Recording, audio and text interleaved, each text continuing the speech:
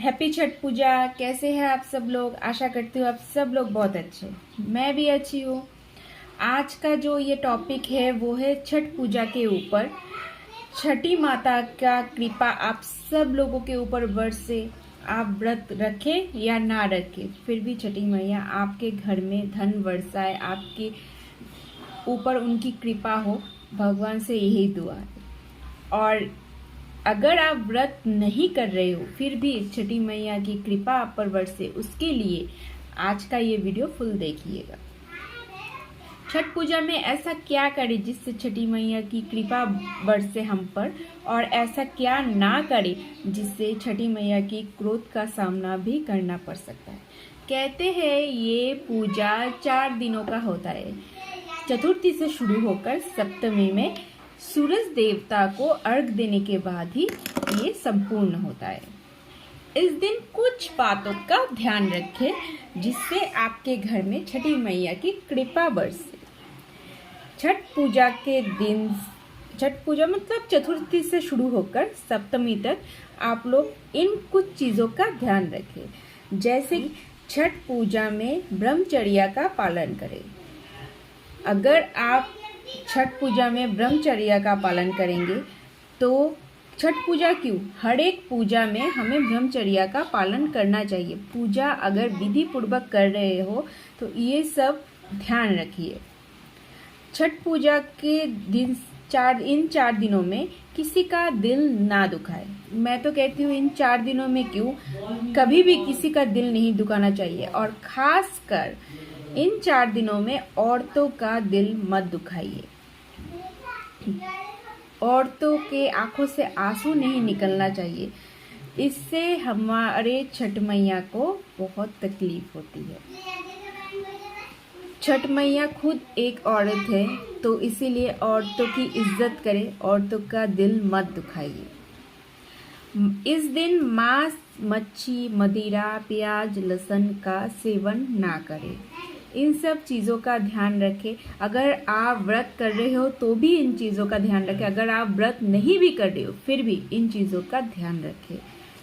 ये साल में एक बार ही आता है। साल में इन 4 दिनों में अगर आप मांस मच्छी नहीं खाएंगे, मदिरा नहीं पिएंगे तो कुछ फर्क नहीं पड़ेगा। ब्रह्मचर्य का पालन कर लेंगे तो कुछ फर्क नहीं पड़ेगा। ये दिन खुशियों का है, खुशी बांटिए। किसी के आंखों से आंसू निकले ऐसी कोई बात मत करें। खासकर औरतों की तो बिल्कुल इज्जत कीजिए। हाँ, और एक बात, औरतों से भी मैं यही कहूँगी, व्रत रखकर पूजा करके आप दूसरों की बुराइयां मत कीजिए।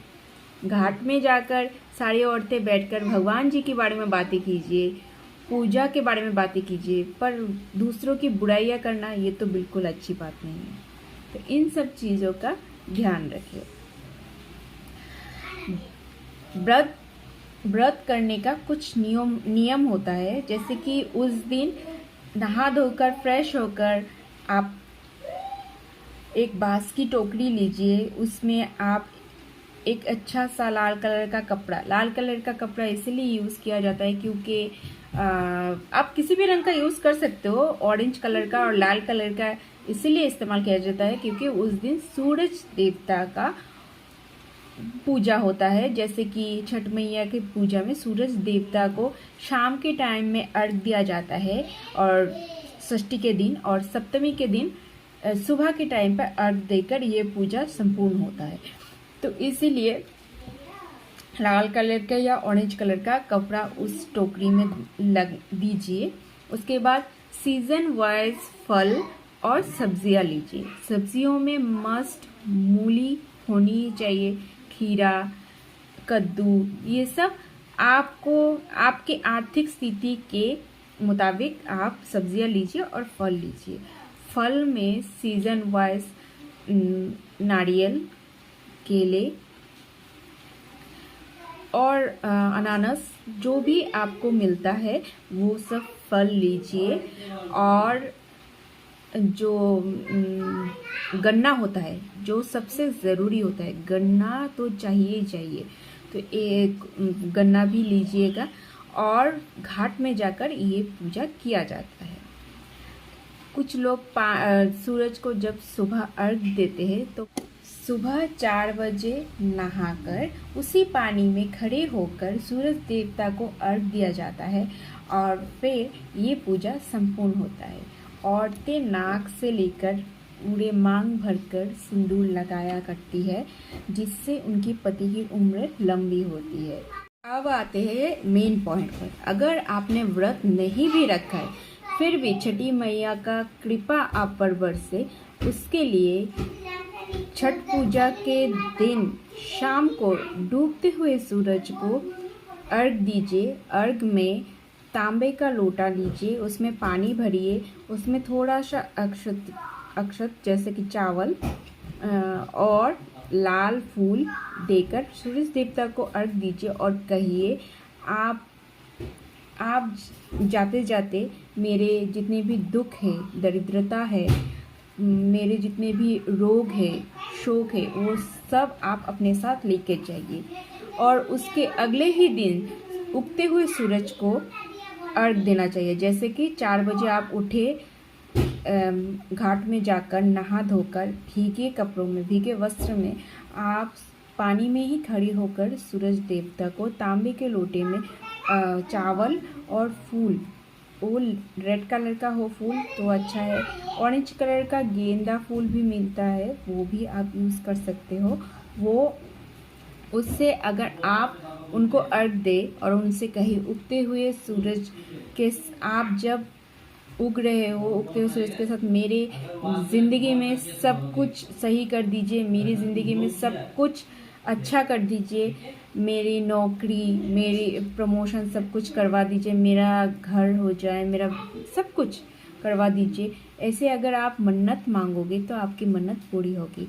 और एक बात, सूरज देवता को अर्घ देते समय आप आदित्य हृदय स्त्रोत का पाठ कीजिए। अगर आपको नहीं आता तो मोबाइल फ़ोन पर चलाकर भी सुन सकते हैं। अगर वो सब भी नहीं आता तो ओम सूर्याय नमः का जाप कीजिए, इससे भी आपका काम हो जाए। सूरज देवता को मनाना सबसे बड़ी बात होती है। उस दिन छठ मैया के प्रसाद स्वरूप ठेकुआ बनाया जाता है, जिसमें गेहूं और गुड़ का इस्तेमाल होता है, जिसको कुछ लोग खस्ता भी कहते हैं। उसको छठ मैया का मेन प्रसाद कहा जाता है। वो प्रसाद घर पे ही, जो लोग व्रत रखते हैं वही व्रती घर पे ही वो प्रसाद बनाकर घाट में ले जाते हैं और उस प्रसाद से ही माँ की पूजा होती है।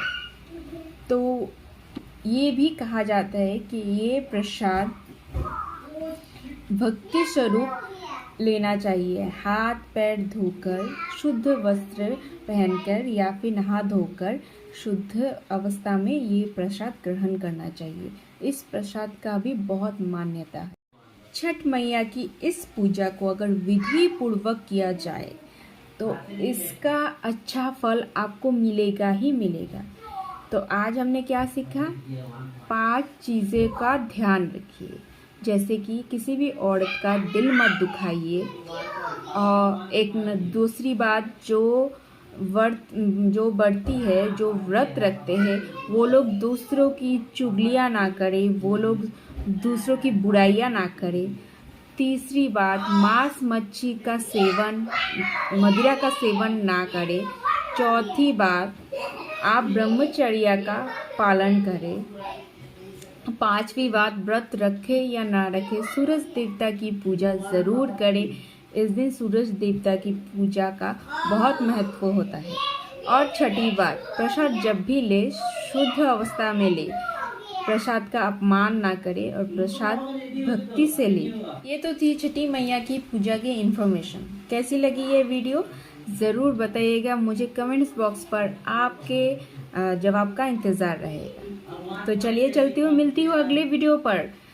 तब तक के लिए खुश रहिए, अच्छे रहिए और दूसरों को भी खुश रखिए। हैप्पी छठ पूजा आप सब लोगों को मेरी तरफ से। Bye bye.